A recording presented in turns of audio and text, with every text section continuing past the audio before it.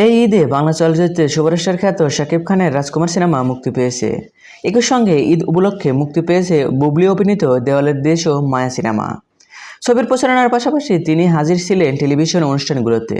সম্প্রতি একটি বেসরকারি টেলিভিশনের সাক্ষাৎকারে শাকিব কী খেতে পছন্দ করেন তা তিনি জানালেন।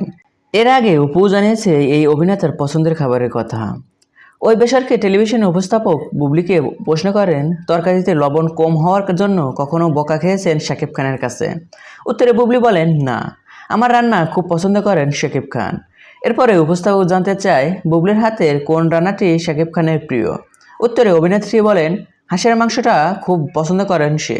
এ অভিনেত্রী আরও বলেন, এছাড়াও একটা ছোট চিংড়ি আমি ফ্রাই করি, ওটাও খুব পছন্দ করেন তিনি। উনি আসলে যখন খায় প্রচুর খেতে পছন্দ করেন, আবার যখন দেখা যায় ডায়েট করছেন একদমই ক্রাশ ডায়েটে চলে যান। দেখা যায় এক সপ্তাহের মধ্যে ওজন কমিয়ে ফেলতে পারেন। সম্প্রতি অপু বিশ্বাসের জানান শাকিব খান তার হাতের মোরগ পোলাও খেতে পছন্দ করেন। সো ভিউয়ার্স, এবারে আপনার কি মতামত? আর হ্যাঁ, বিনোদন জগতের সকল ভিডিও পেতে চ্যানেলটি সাবস্ক্রাইব করুন। ধন্যবাদ।